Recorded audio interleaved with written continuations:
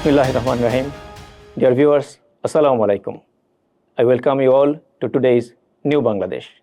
Here, as usual, we shall discuss new people, new economy, new science, new technology, new education, overall, new Bangladesh. Dear audience, you know that Bangladesh is a small country by area, but with a huge population. Since it is a populous country, we have a huge labor market.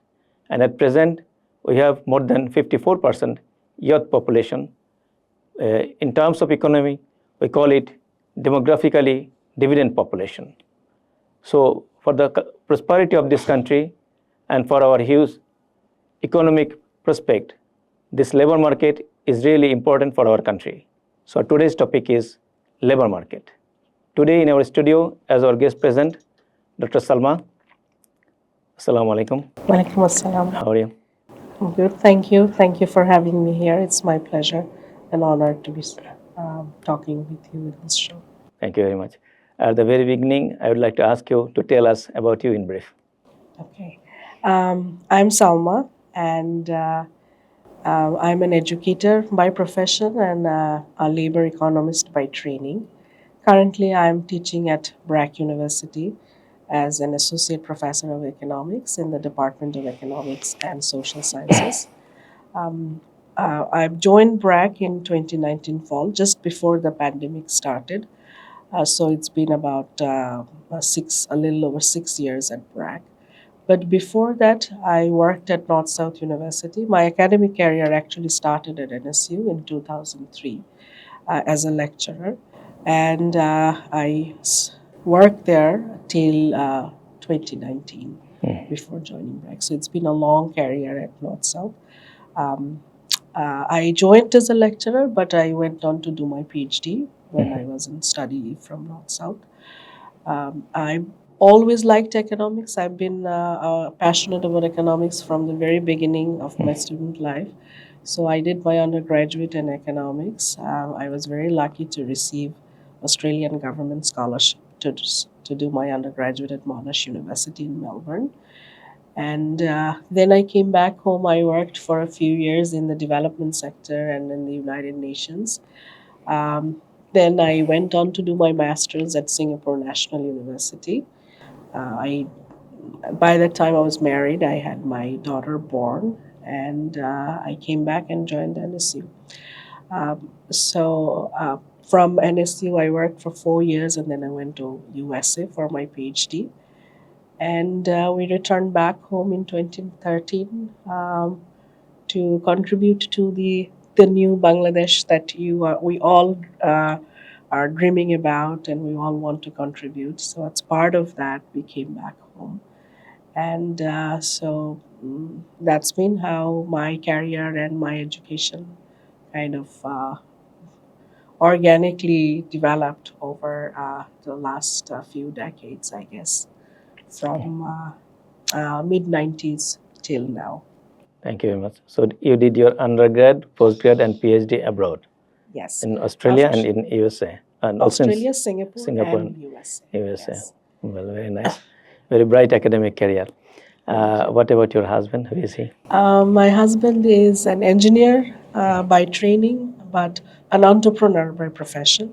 He is working in the IT industry, one of the few pioneers in the IT industry. They've been working for more than 30 years. So after finishing his engineering degree from Bangladesh University of Engineering and Technology, popularly we call BOET, a couple of them started a company, and that company has been, alhamdulillah, surviving for more than 30 years, going through a lot of difficult times, but they're, alhamdulillah, survived and they're doing well. And we have a daughter. I don't know whether she's going to turn out like me in the academia or like her father in the entrepreneurial sector, but currently she is doing her PhD in physical chemistry at University of Toronto in Canada. Okay, very nice specialty, physical chemistry. It's very rare. And probably there is no such subject in our country, I think, physical chemistry. Probably not. Probably not. Well, very well. Let's start our discussion. Today's discussion is labor market. So tell us about some features about the Bangladesh labor market, please. You already mentioned in the beginning that Bangladesh is a populous country. So we have more than 17 crore people in our country. And so obviously we have large workforce because we have a lot of young people in Bangladesh. About, I think, 7.5 crore or roughly estimated is in our Bangladesh labor force. So our labor force is very large and it's dominated by young people. And we have many areas of concern as well because of that, because it is a challenge to provide decent work for this large and growing and young workforce. Um, Still now, we have agriculture as one of our important employment sectors. Most of our workforce is employed in the service sector and not so much in the industrial sector.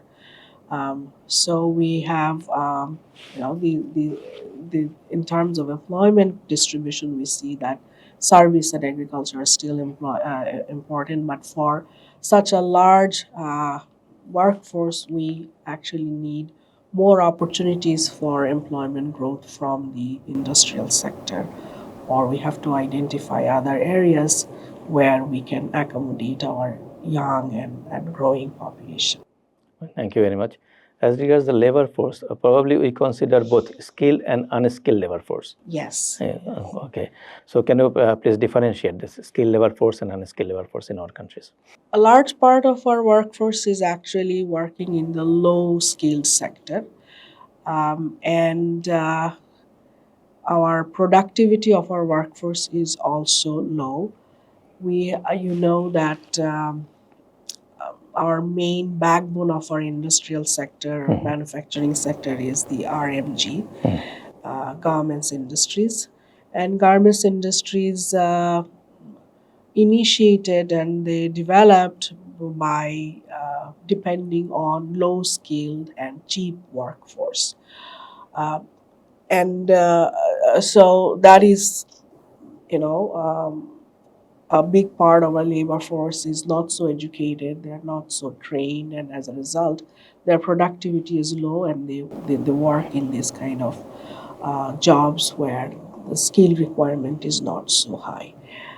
Then we have educated workforce, but by educated, we're looking at people who have finished university education.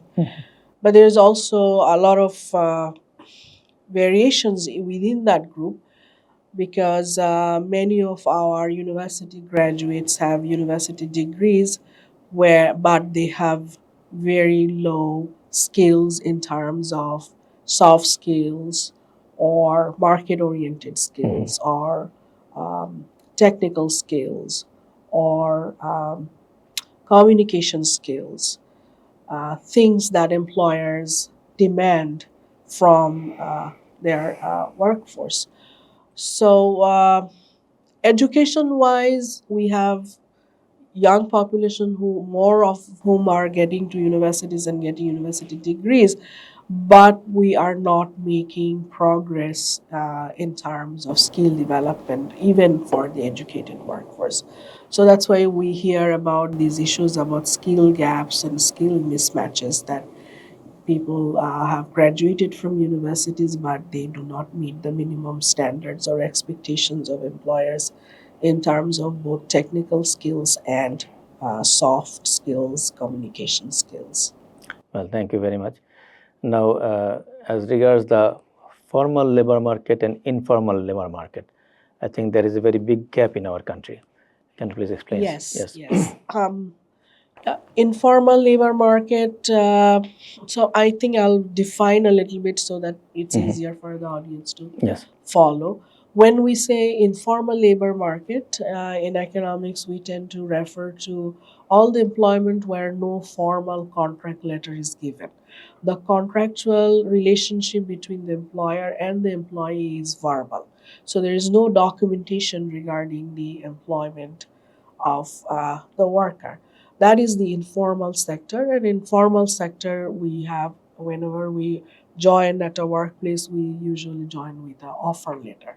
We have an offer letter that tells us all our benefits, all our remunerations, and an employer cannot lay off a worker in the formal sector, um, unjustly. There has to be within the legal boundaries. Bangladesh government has a labor law. It has to be inconsistent with that labor law.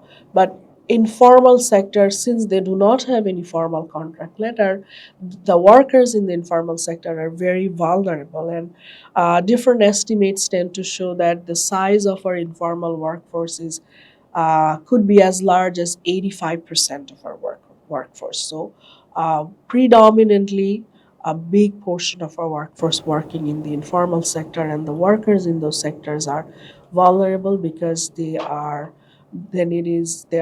largely remaining outside the social safety nets as well as uh, job security. So they are subject to different kinds of exploitations, different types of harassments and discrimination, and they may not be getting just treatment because of that informality.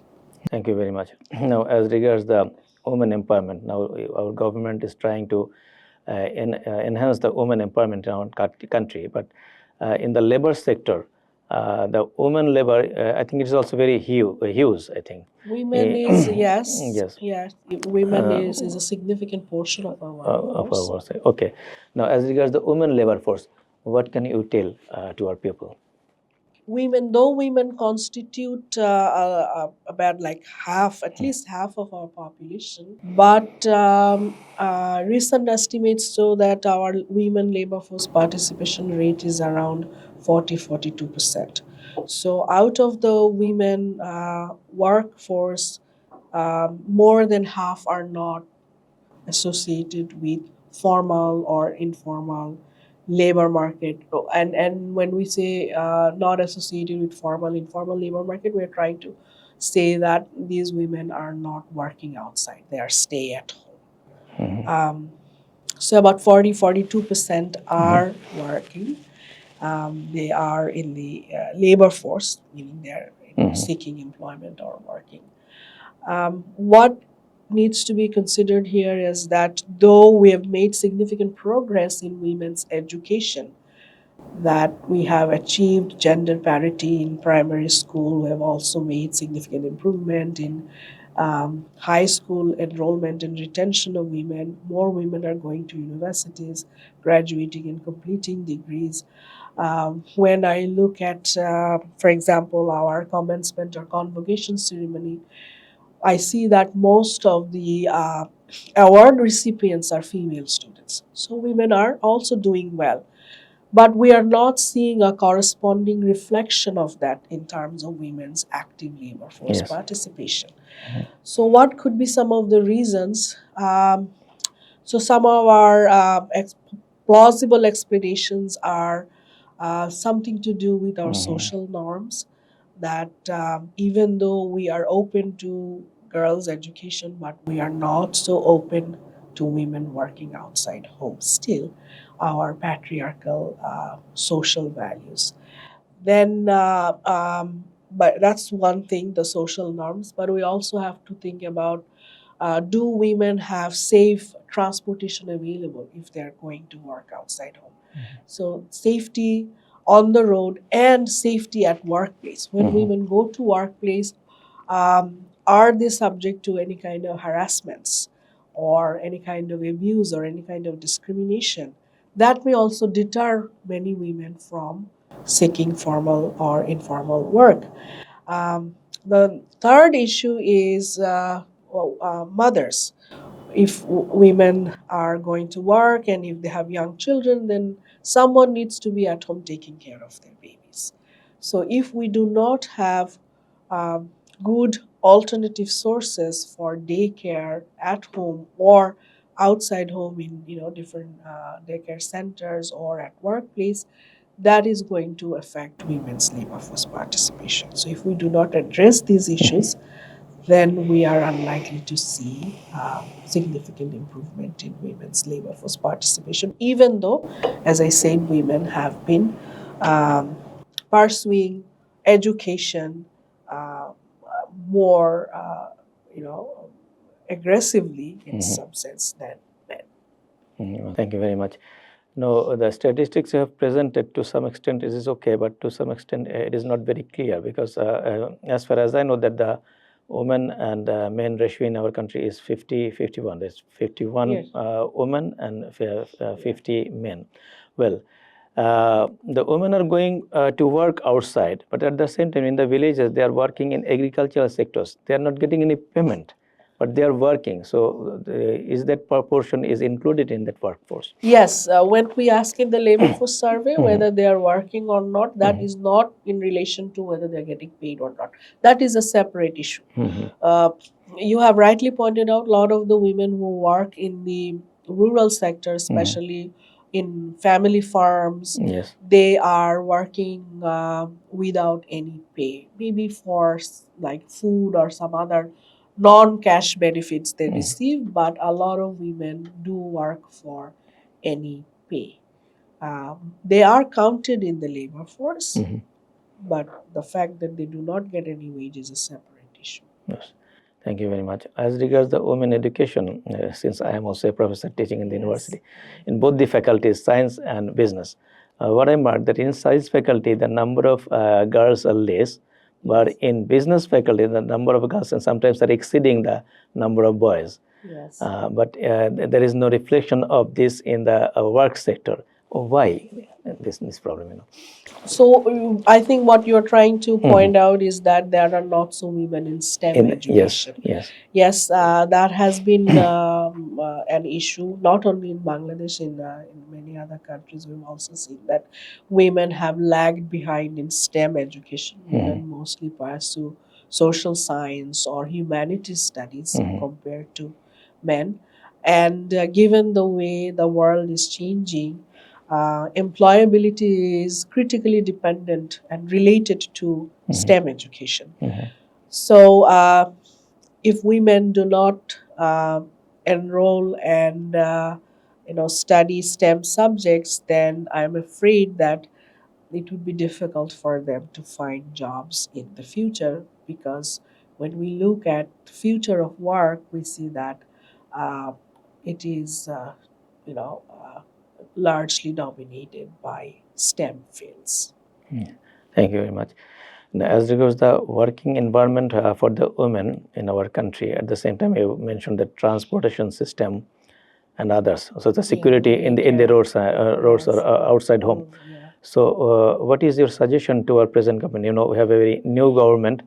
Mr. Tariq Rahman is now the Prime Minister, our Honorable Prime Minister, and his mother did a lot for women. Free education, stipend, benefit, and his father introduced the garments business in our country.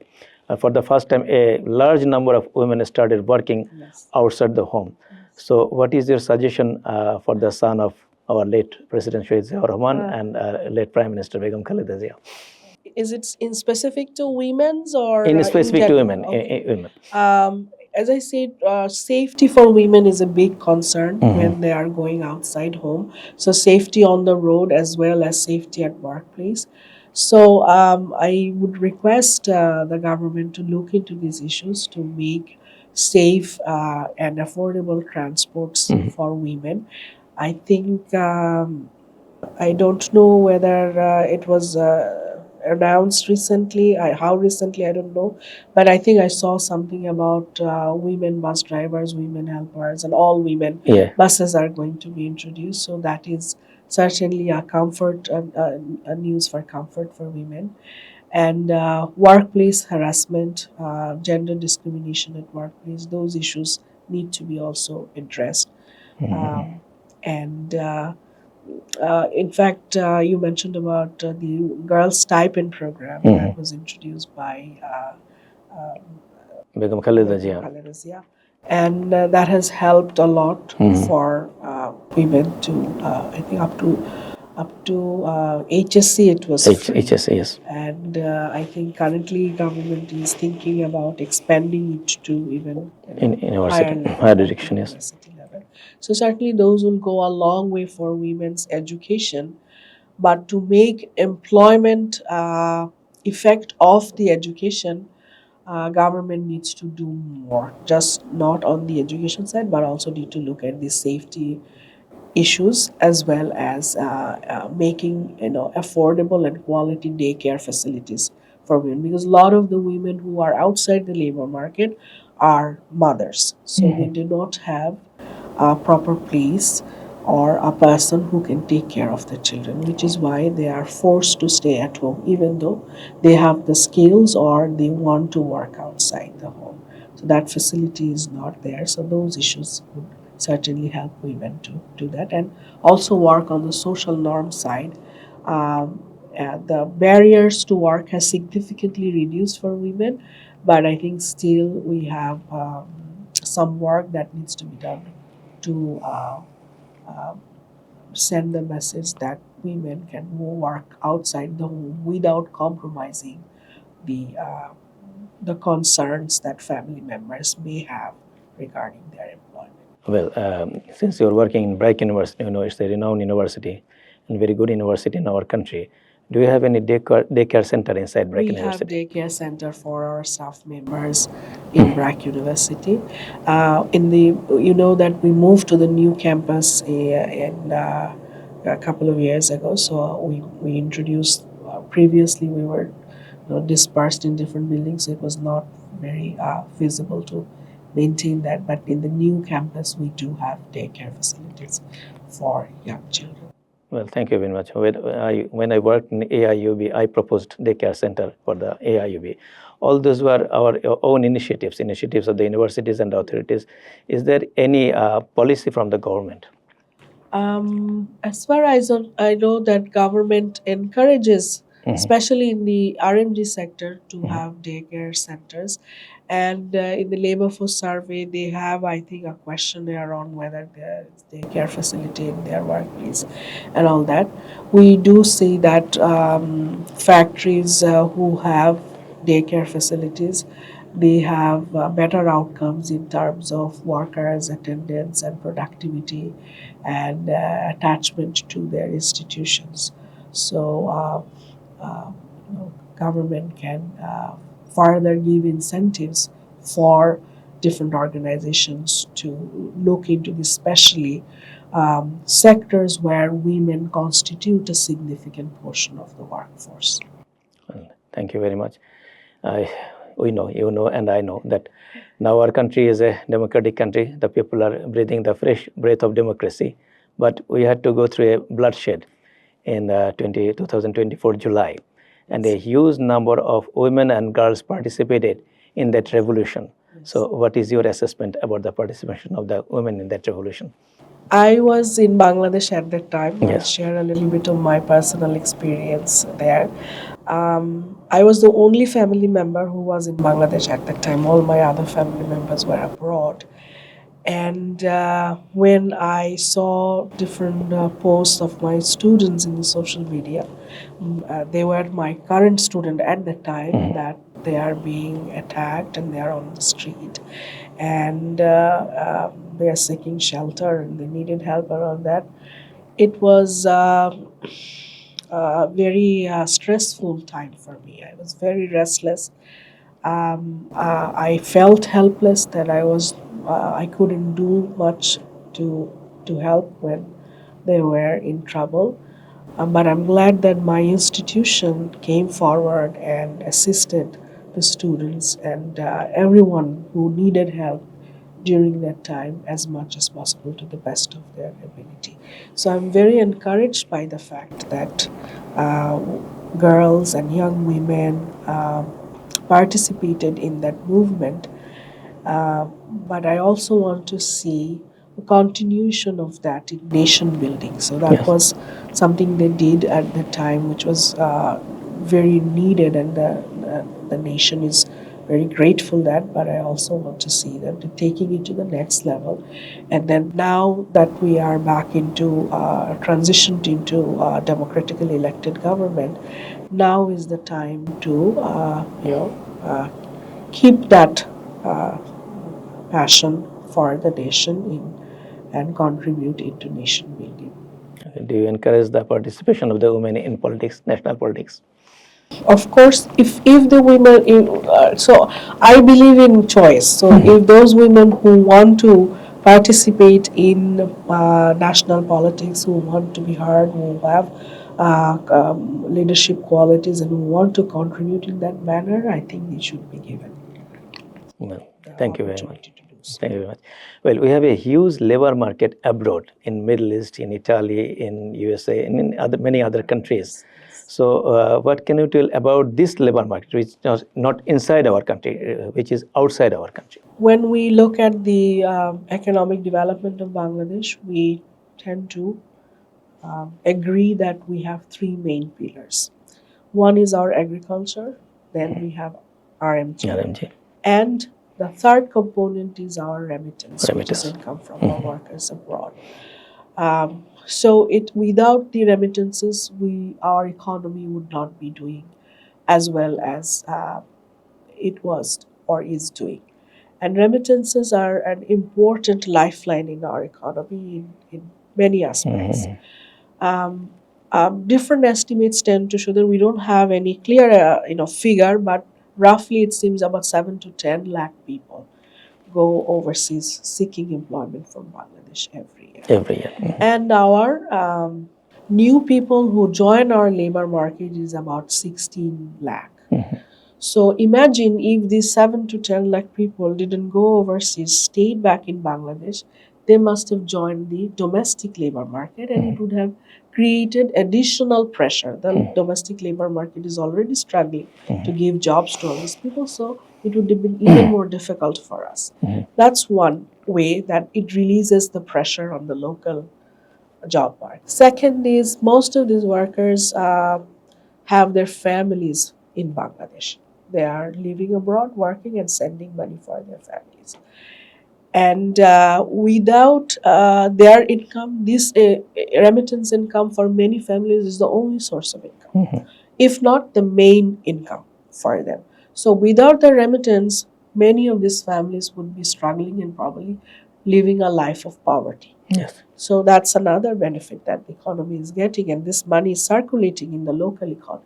The third benefit of remittance is that it is, together with RMG, is our main source of foreign currency, foreign exchange income. So our foreign exchange reserve is critically dependent upon remittance and export income from RMG. And you saw that during post July movement period, the remittance flow into Bangladesh increased significantly, and that helped the government to alleviate or navigate through the challenges that they were facing immediately post movement. Thank you very much. What about the government policies about our workers abroad? Do you think that is enough to protect them? No, I've actually, where in relation to what I just said a moment ago, that Bangladesh economies, the three pillars, actually all of them are critically dependent upon labor, contribution of labor. Like agricultural growth happened because of productivity increases in agriculture, as well as employment expansion in agriculture. So that's also contribution of labor. And we all know how RMG industry started. So the main source of RMG development is the availability of abundant and cheap workforce. So workers contributed to the growth of the manufacturing sector, and remittance comes from worker income. But unfortunately, whether we look at the condition of workers domestically or the workers overseas, we do not see that workers have received a commensurate benefit from that growth. So if you look at our workers overseas, you see that they are subject to various kinds of harassments and um, like they get fake visas, they get fake employment certificates. They're told that you are being sent for this kind of job. When they go there, they see that it's a completely different job. The pay is also different. Sometimes they are sent as bonded laborers to overseas employers that they cannot go or change employer. Their passport is taken away whenever they go there. So they kind of live in a prison-like environment, live and work in a prison-like environment. And then I think if we look at statistics in terms of how much it costs for workers to go overseas, Bangladesh, within our comparable neighbors, has the highest cost. So a worker who wants to go overseas has to pay a lot of money to get their paperwork done. That too, a lot of fraudulent behavior on the part of the manpower companies who send these workers abroad. Then you have the trafficking issue. A lot of workers are also given the hope of jobs, but in the end, they get trafficked into different countries of the world. So whether you look at domestically or whether you look at our workers overseas, we have to agree that they are not getting the just treatment. The statement. So government should take care of it. Yes, Yes. government, because they are contributing to our economic growth. They are one of the pillars. Their income from sent from overseas, one of the pillars of our economy. So government must look into these issues, um, with some kind of urgency, so that the workers are not cheated. They are not subject to this kind of fraudulent behavior. Thank you very much.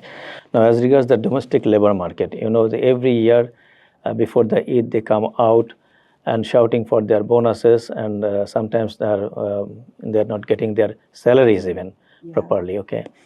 This time, yesterday, I saw the news that the Honorable Prime Minister and probably the Commerce Minister promised that they will get their bonuses and salaries before the Eid.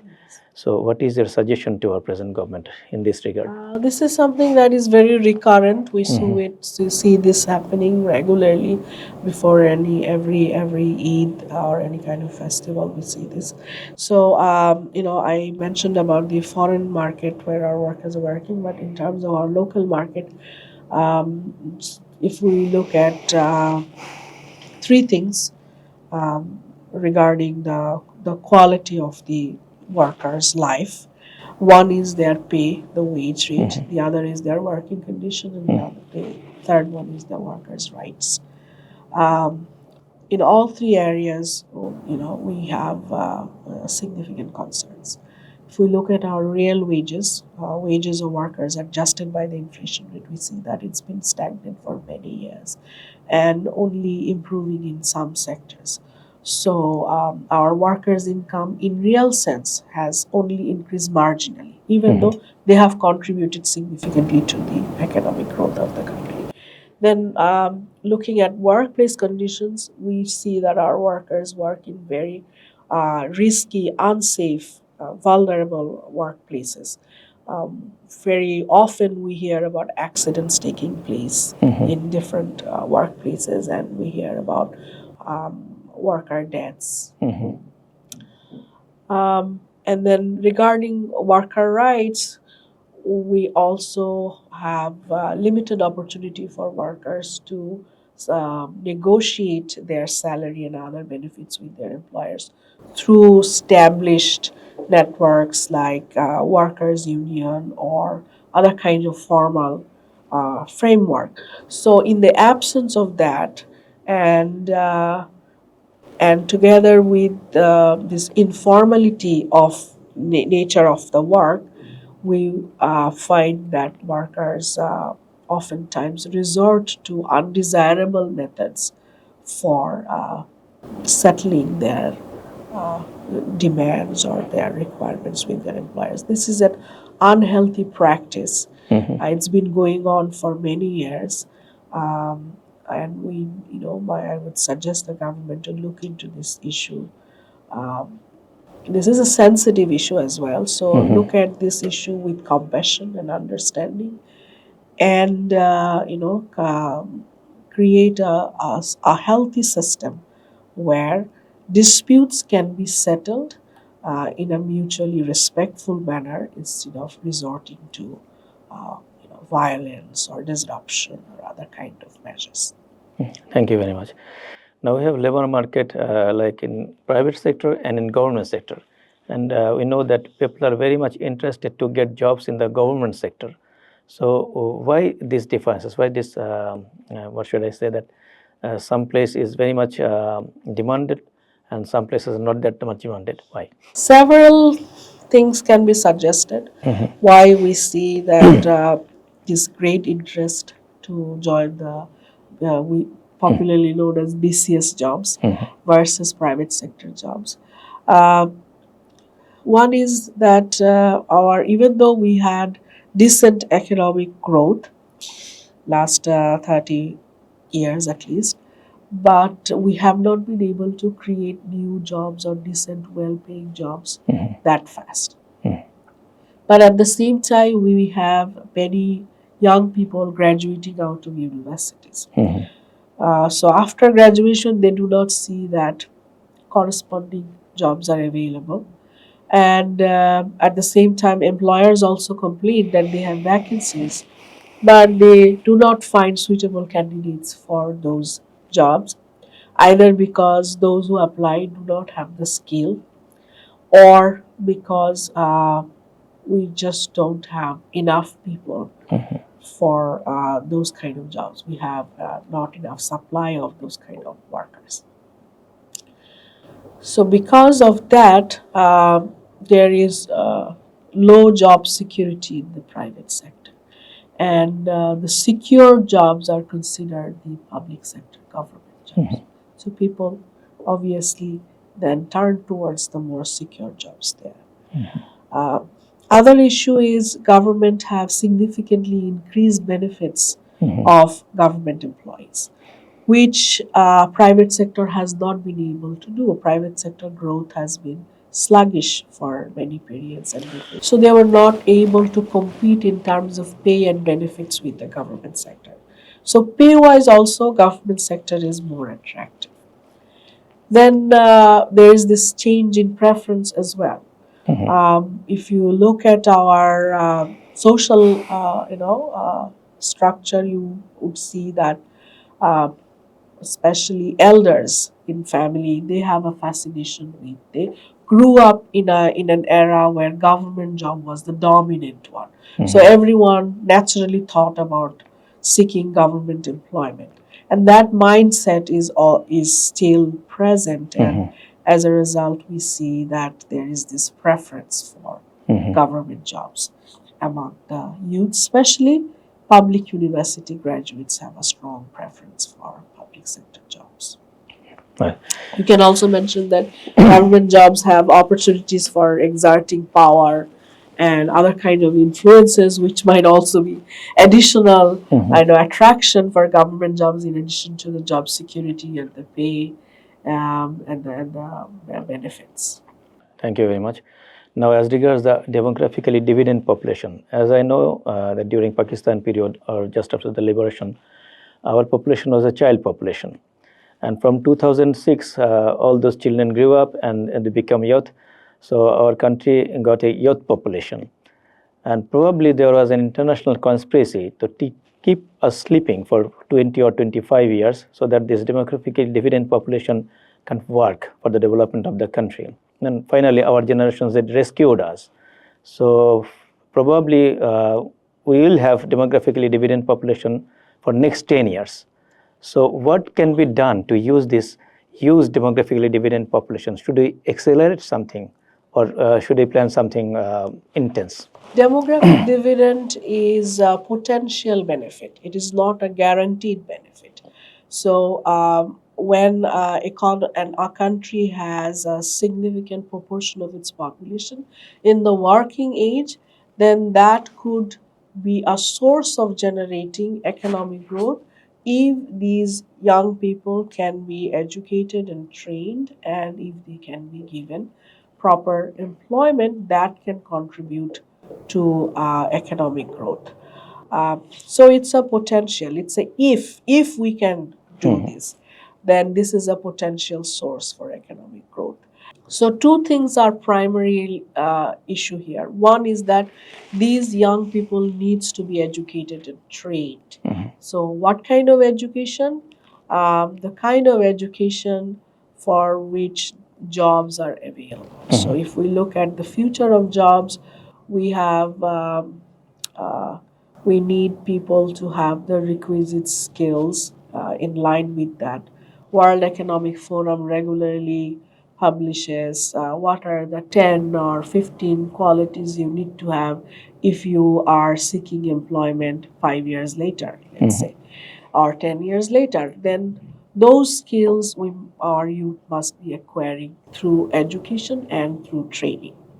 But that is not enough, because then what we will see, what or we have seen in a couple of countries, is that these countries invested heavily in education, but they did not see any improvement in their economic growth rate. So they had education but no growth. That prompted many economists to ask, where did all the education go then? What is the effect of that education if the economic growth stagnated despite investments in education? So, education alone cannot guarantee us higher economic growth. We have to have appropriate job creation for the young people. Without the availability of jobs, this educated workforce will not be able to contribute to the economy, and then what we will see is that they will go overseas. So they will migrate, which is what we currently see. We do not have any official statistics, but a lot of anecdotal evidences suggest that young people with good education, good skill, because of limitations of the local labor market, are being driven towards foreign countries seeking immigration. Among many other reasons, one of the reasons is the condition of the local labor market. That is not necessarily a bad thing, that the fact that people are trying to go overseas and leave the country. What is, I think, more worry is whether these people, once they leave the country, have any connection with their homeland. Because if you look at the way the outsourcing industry developed in India, it started with their skilled workforce going overseas. So their engineers and their doctors, their IT professionals, they moved to different wealthy countries, and they did well in their career. And that exposure helped them to understand the demand side of the market very well. Then they realized that we can um, fill up this gap of qualified, educated workforce demand for that, and fill up the need for this market. And that's how the offshore outsourcing industry thrived in India. The fact that our young people want to go overseas and settle there, I see that as an opportunity as well, because then their experience of working overseas, they can, if they are in touch with Bangladesh, their home country, then they may bring in new ideas and new business, and new opportunities for growth and development of the country. But for that, critical is that keeping their ties with the home country going strong. Otherwise, it will be a net loss for us, because we will lose all these smart people leaving the country. Thank you very much. Now, as an economist, you see that we always tell about economy, we tell about economic growth, economic development, but we are giving less importance to moral education. Sometimes I know that Western economists tell that there is no relation between morality and economy. But the Islamic economy teaches us that there should be moral education, but without moral education cannot be economic growth. But if there is an economic growth, finally it will collapse. So, what is your opinion about this? As a believing person, moral and ethical issues are important. The way I see religion is that religion puts boundaries on what you can and you cannot do. Yes. So even if there is opportunity for wealth generation, but if the principles are in conflict with your religious values and your ethical stance, then religion teaches us not to pursue that. Um, so that means it may constrain your options in terms of what you can and you cannot do, but that may be a short-run phenomena. In the long run, I I don't think there would be a difference. It's like nowadays we do see that business are coming back to things like ethical business. Yes. So it's not that people don't care um, how the product is made. It's not that people only care about availability of the product, not how, where it came from, how the workers were treated, whether there was mistreatment or any kind of discrimination in that supply chain. People do care about it. So that's bringing us back to those questions that you asked, that um, you know business or economy, whatever you talk about, it works on certain rules, and those rules can be in line with one's religious values. And I do not see that as creating any kind of long-term negative effect on growth prospects. Well, thank you very much. Then I know that you are a very good researcher.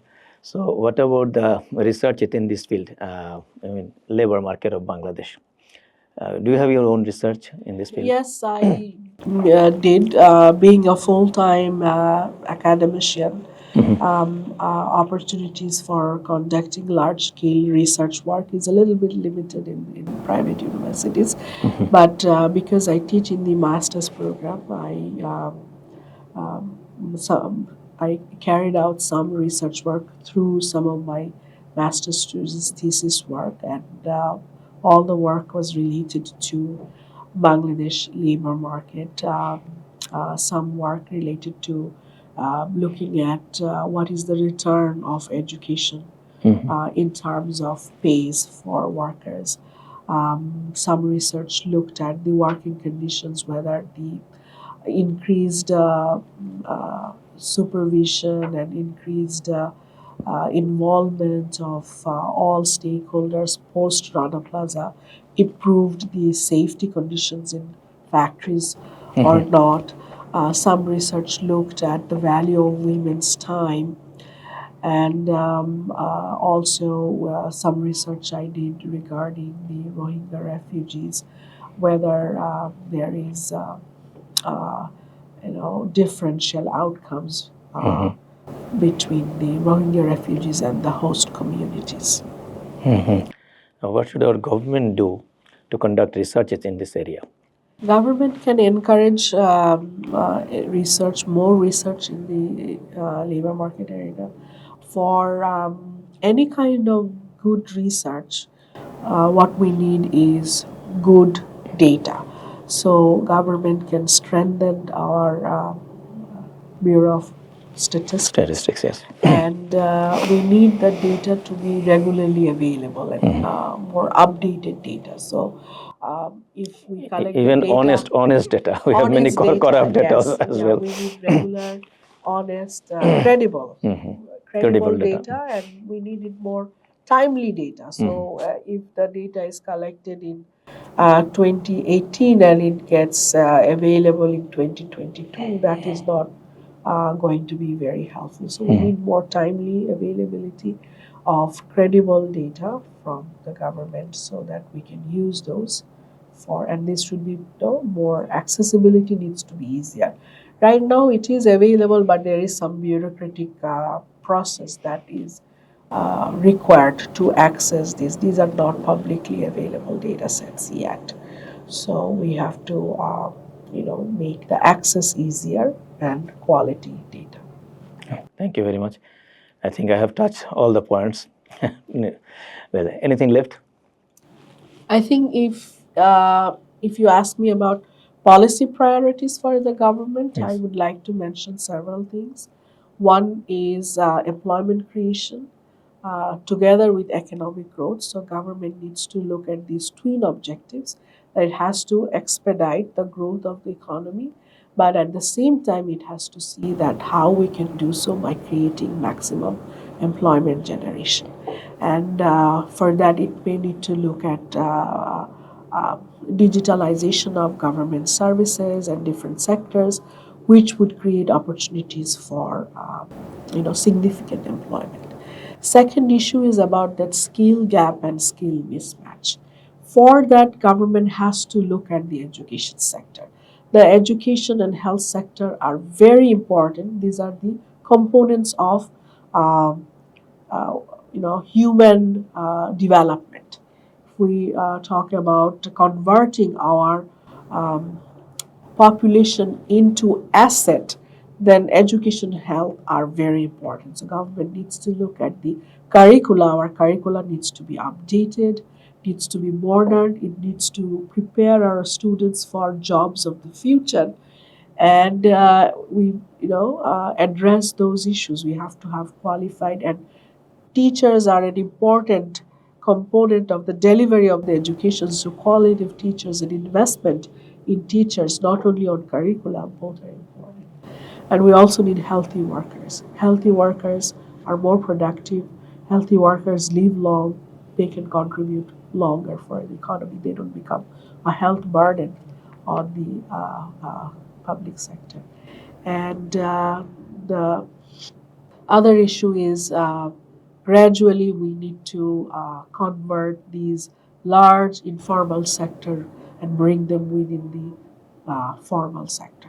That would guarantee more worker rights, that would give more job security, more protection, reduce the vulnerability of workers, and at the same time, it would be a source of additional revenue generation from the government. You heard that new finance minister has mentioned that he wants to increase the revenue, tax revenue GDP ratio. So for that, we cannot only think about raising the tax rate. Already those who are paying taxes, they would be overburdened. So you need to broaden the tax base, bring in sectors or people who are currently outside the tax net.